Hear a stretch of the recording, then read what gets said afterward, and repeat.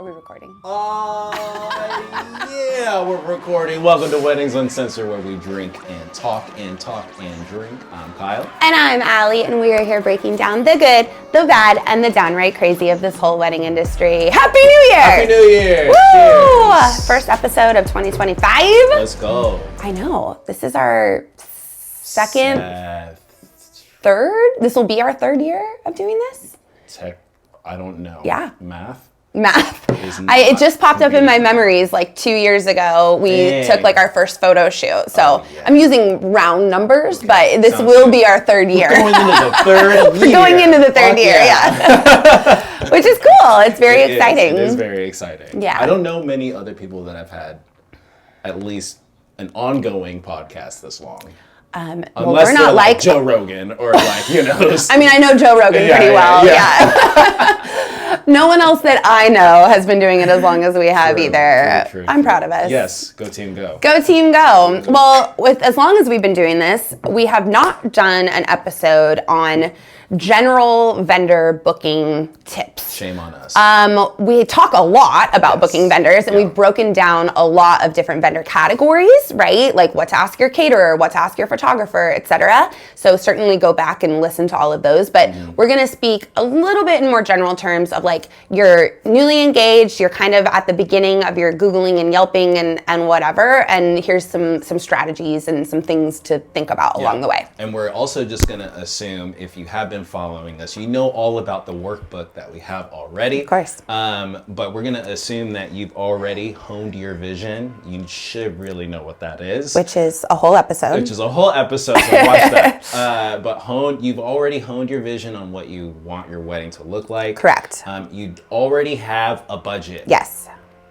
You already have a budget. Yes. For your vendors that you want to book. Which there's a whole episode on and is also in the workbook. I know, but I feel like a lot of people go into booking vendors having like, I don't really know how much things are going to cost. And then they start booking vendors. Yep. And then because they didn't hone the vision and they spent too much money on these 3 vendors. Yep. But they really should have spent more money on this vendor. Now they're regretting the vendor, but they can't tell the vendor that because that's their fault for anyway. It's too late. Spiraling. Yeah, absolutely. So please hone the vision, figure out the budget of what the max is before you start submitting the inquiries. Absolutely. I think that there is, and to do a little bit of devil's advocate too, I think a lot of people don't know what they don't know, right? So it might be a little bit of research and a little bit of reaching out to vendors to get an idea, because you may think a photographer is $2,000 when in reality it's the double that as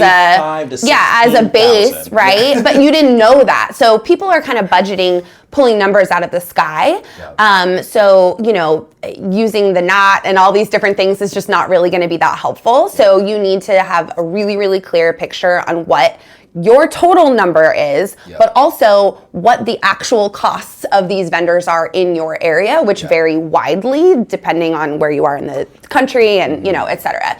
So it's a really kind of tricky puzzle piece to put together, is like this budget. What do we spend on how much percentage? And I don't think it is like a 30% should go to your venue and 20% should go to your planner. Because if you have honed your vision and created your priority list of, okay, venue's actually low on my list, I just want a bomb-ass photographer, whatever. Yes, exactly. So those percentages can and should shift based on your priorities, not just because Wedding Wire tells you to. Exactly. Or another spreadsheet. Like even our workbook has the percentages of like what most couples usually spend on. But we give you the option to change the fucking percentages if you want to. Because if you don't care about this, just delete the row.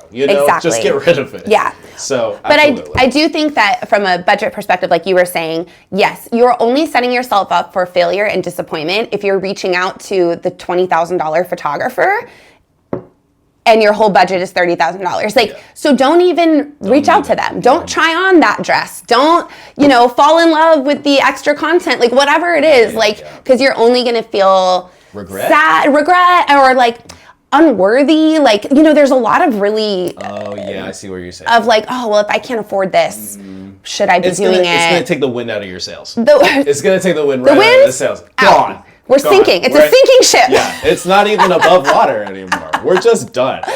Forget the wedding. Yeah. We're eloping. Actually, it's not a bad idea. Just elope. The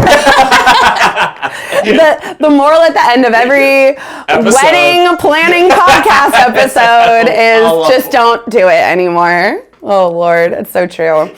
So yeah, so if you are, wherever you're at in the planning process, as long as you're still booking vendors and you don't take our advice and elope and you still want to do this whole wedding thing, let's talk about it.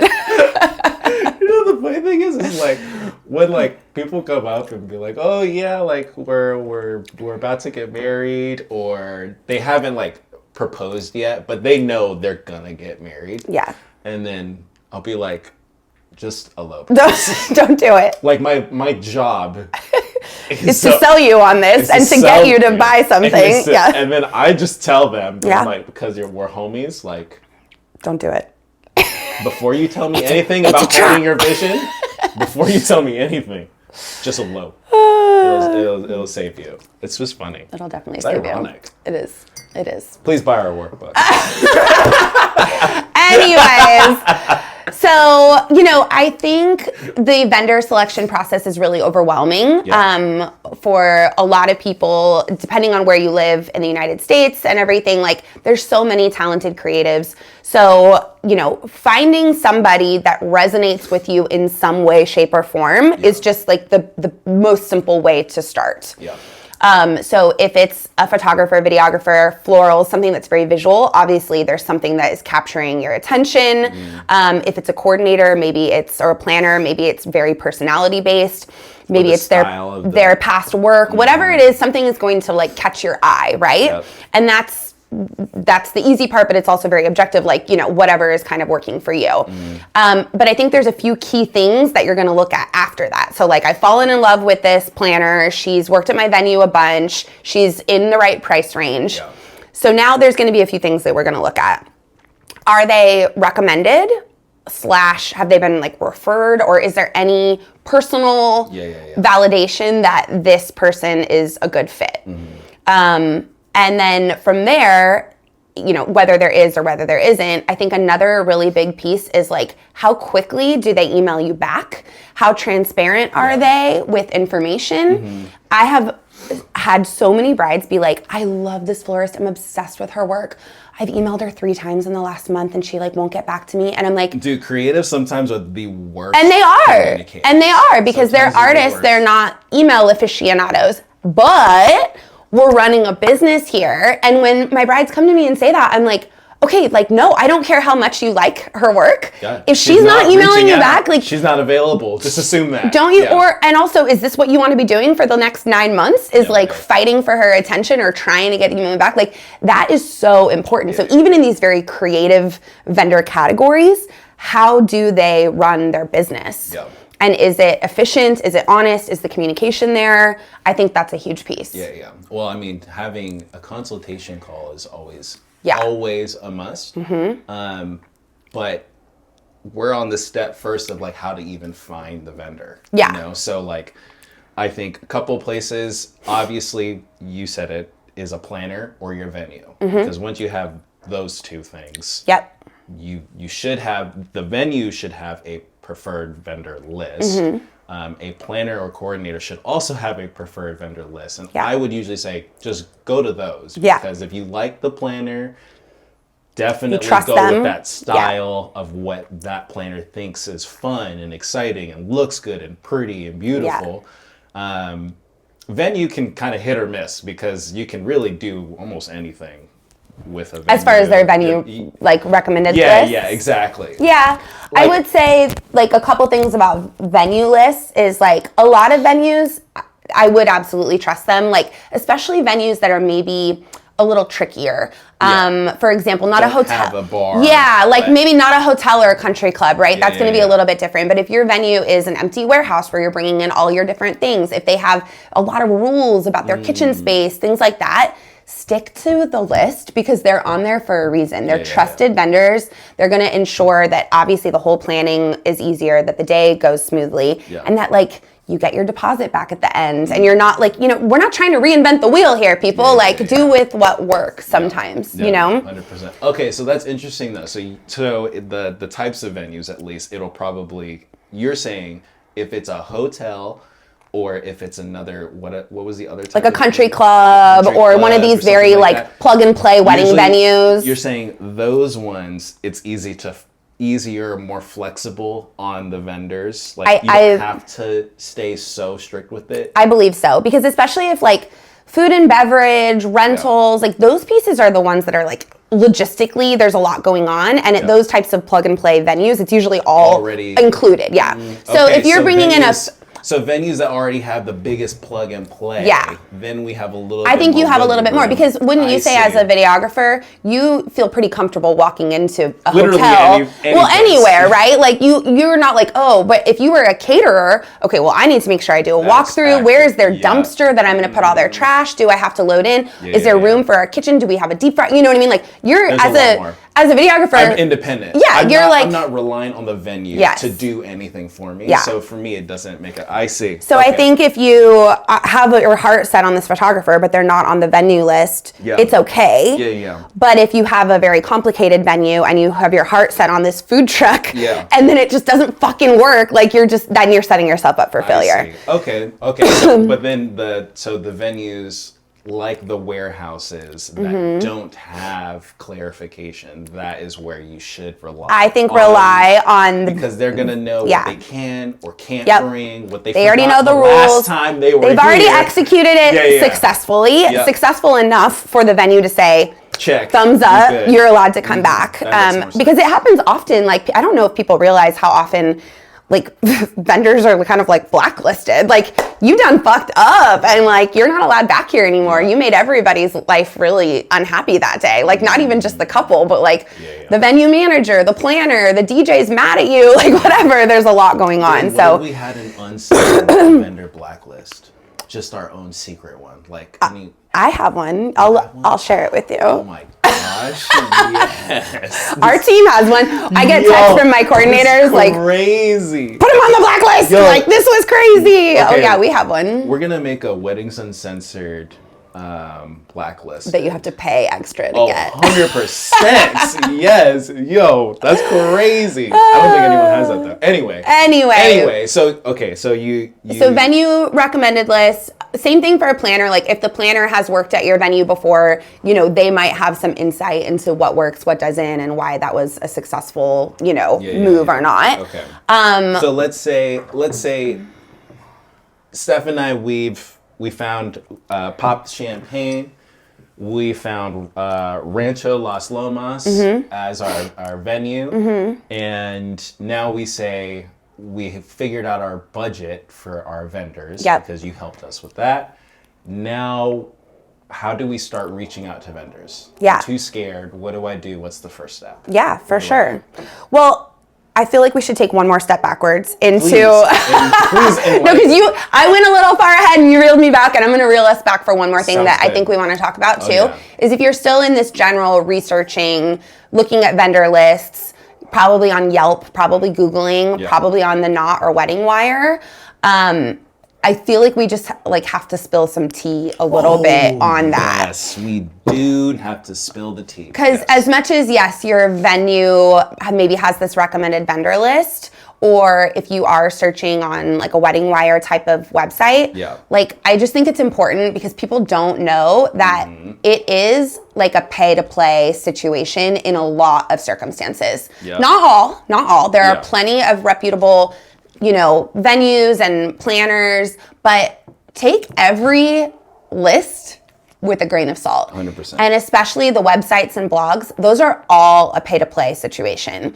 If it looks like they're ranked number 1 on the Knot, it's because they paid a lot of money too. Like, not a little bit of money, like a lot of money to be listed first. Which is okay. And it doesn't necessarily mean that they're bad or whatever. It just means it's an online catalog and they pay for a position. So that's basically what it is. And once you get to page 3, probably, is then when you have people that are not paying for those positions. Now, as a vendor, I hate getting calls from the Knot. I hope the Knot sees this reel and blacklist Shore and Wave and blacklist Pop the Champagne, because I know. Well, I don't want to be blacklisted, but I'll be blacklisted from the Knot. That's fine. The blacklisted from just don't call me. Not from the Knot. Oh, you mean the Knot itself calling you? Oh, I thought you meant the clients calling you. Yeah. To blacklist me from ever calling me. Yeah, do not call list. Yeah.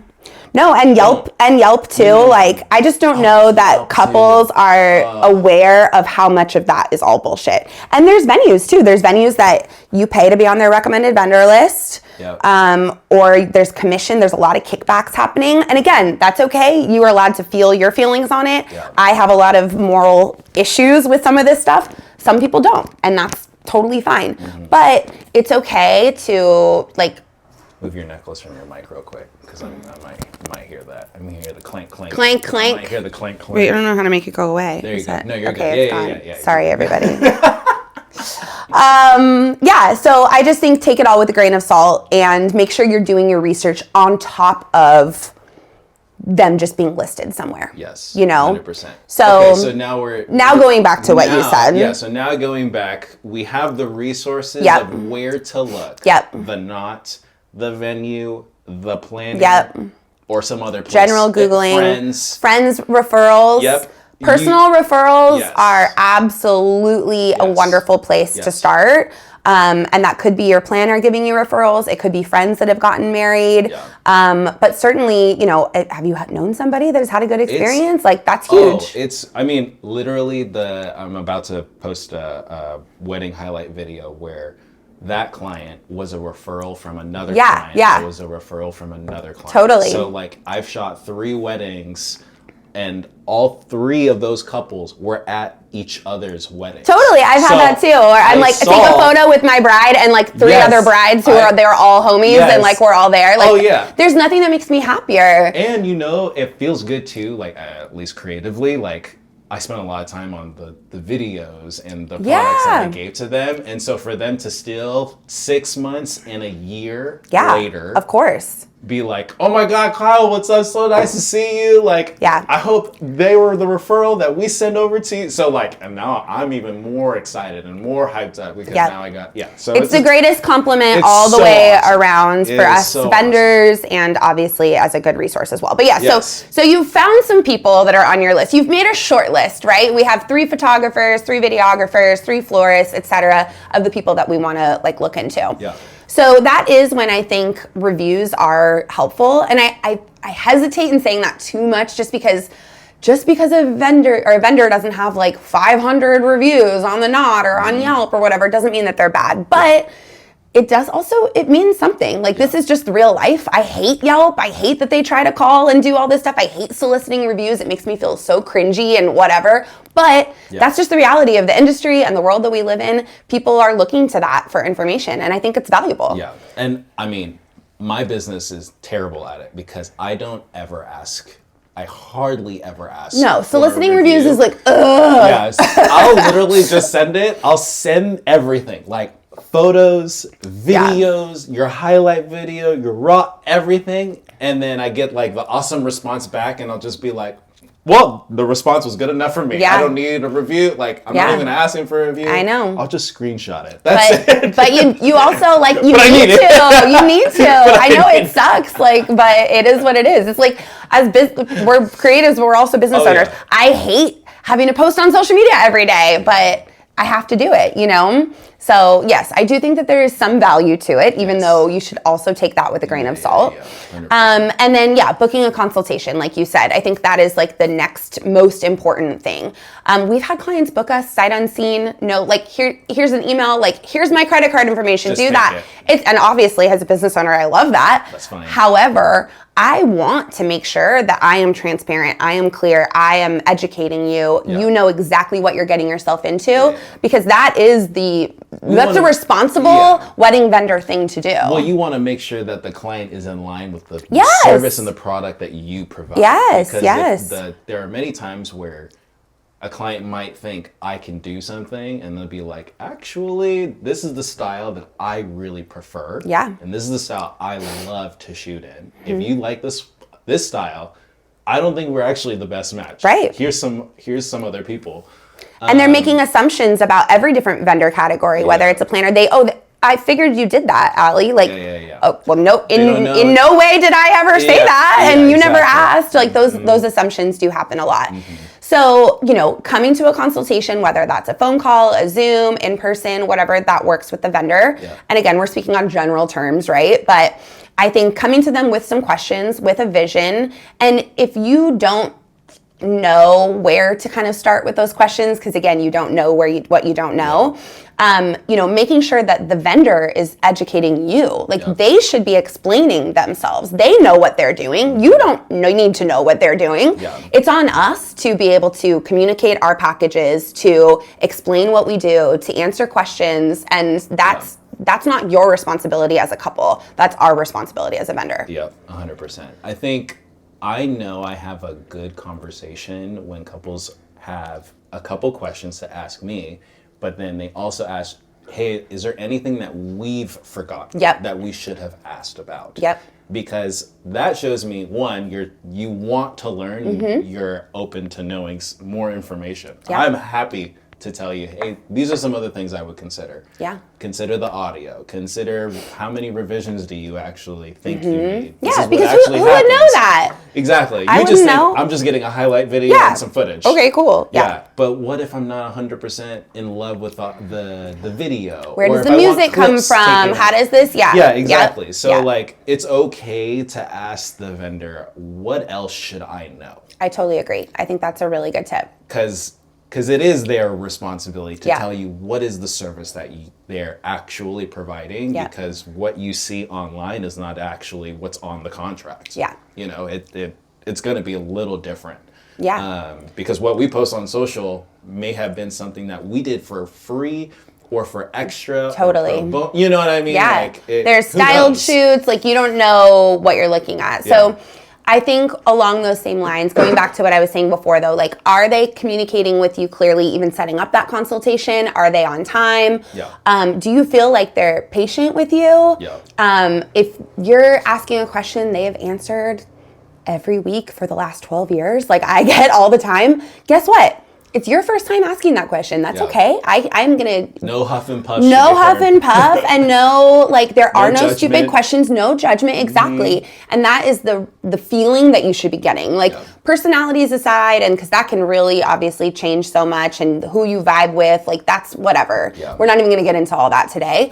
But are they, taking the time, treating you with respect, answering your questions, not making you feel stupid? Like, those are really, really important pieces as well. And we should also, as vendors, should be able to have a consultation, because that's part of our business. So like, I think from the client should also be looking for, how is the consultation call actually going? Like, do you feel awkward at all answering any questions?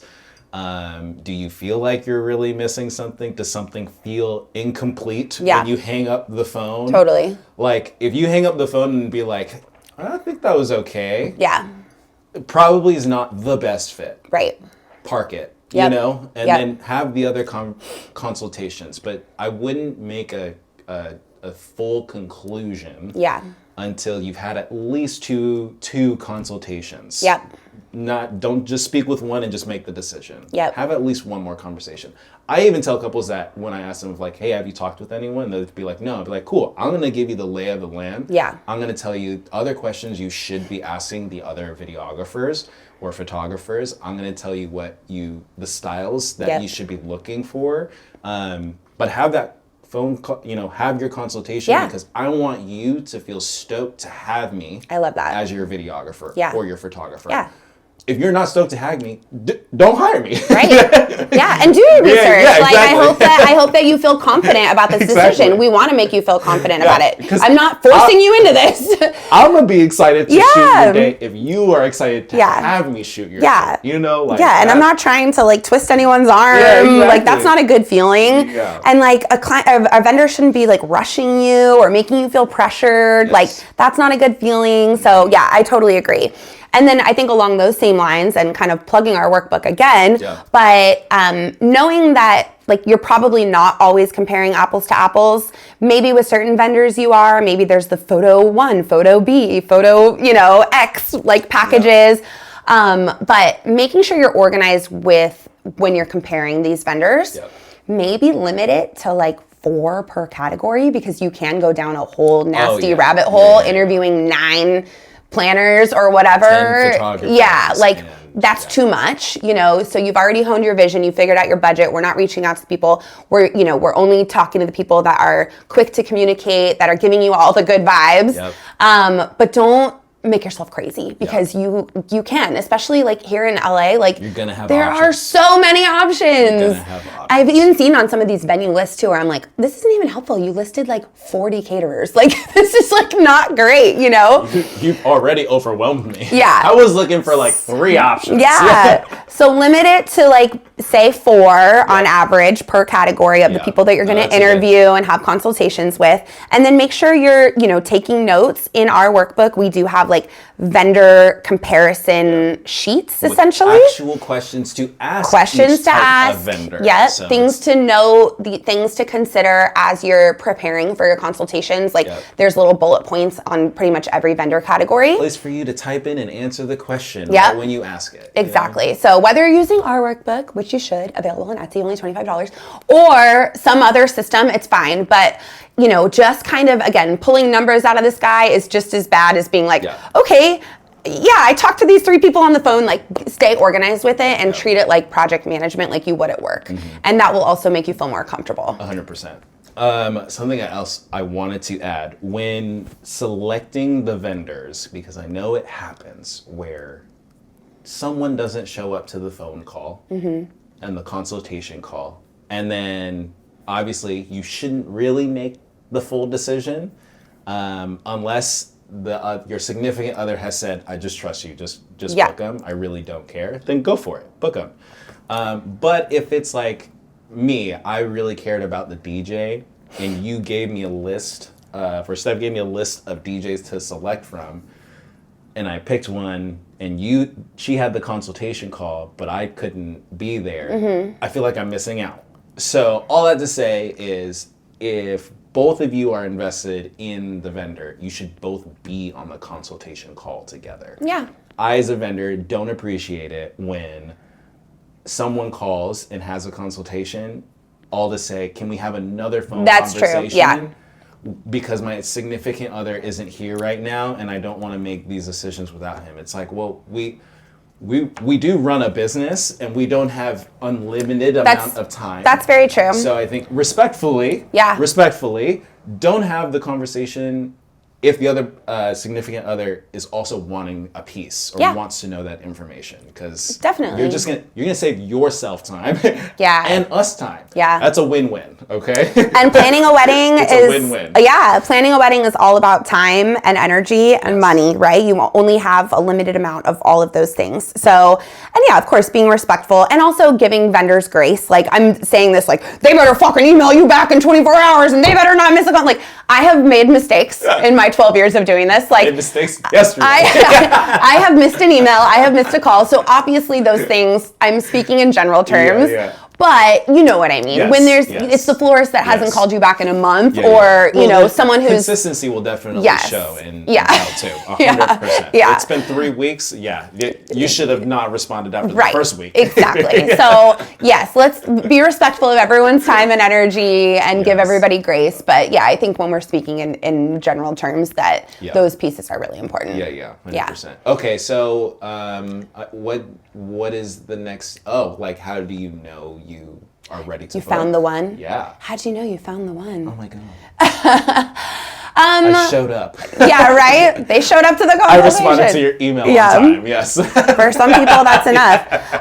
Well, I think, as much as there's a lot of emotion that goes into it, you also have to know, kind of like with wedding planning in general, there's going to be sacrifices that you're going to make, compromises, right? You fell in love with the $20,000 photographer, but it's just not on budget. So you're going to have to know that that's going into it. So you may not be like, I found the one, like this person hits everything on my list and whatever, But be smart about it. Use your logic. Be like, we have these comparison sheets. This bitch hit 8 out of 10. It's good enough for me. I got to move forward. Because one of my other favorite wedding planning terms is done is better than perfect. Yes. And so it kind of goes along with the spinning your wheels, going down 9 consultation calls with a videographer. Like, that's not helping. Mm-hmm. Done is better than perfect. You have to just make a decision at some point. Yeah. I think planning ADD is what I call it for a lot of our couples. And it happens in different parts of the planning process, but really early, it's hard.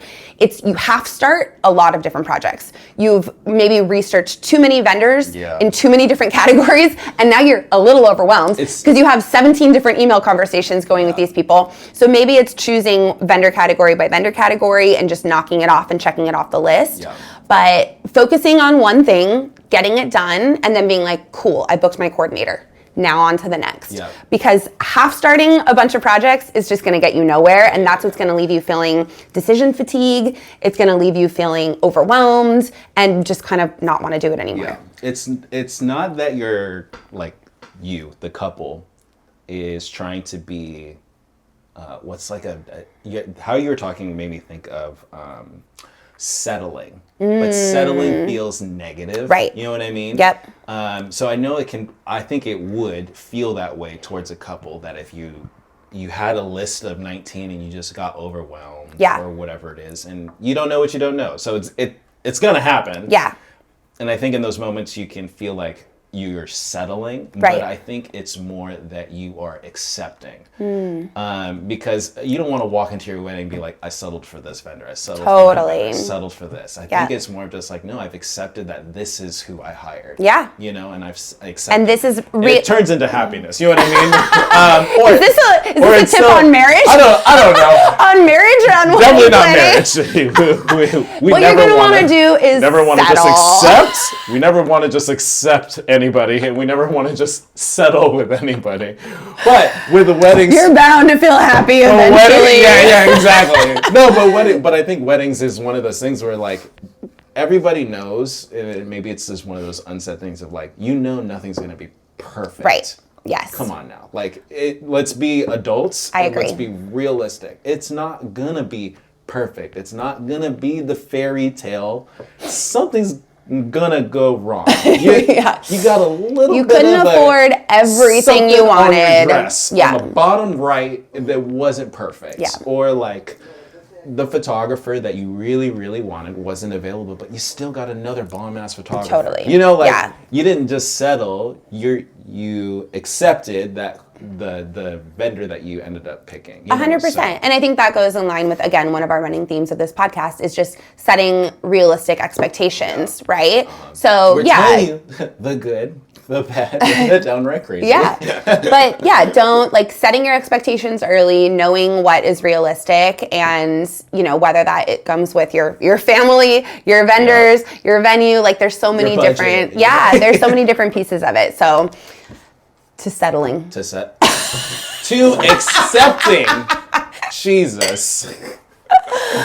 Well, we hope you found that this episode was actually helpful for finding vendors. Please be sure to check out, again, our wedding workbook. Etsy, $25. It's worth it. It's amazing. It's very helpful. You're going to have a lunch of questions to ask all of the vendors that you're looking for. I love lunch. All of the lunches. I love lunch. Oh my God. All right. Sounds good. We will see you next Tuesday. Peace.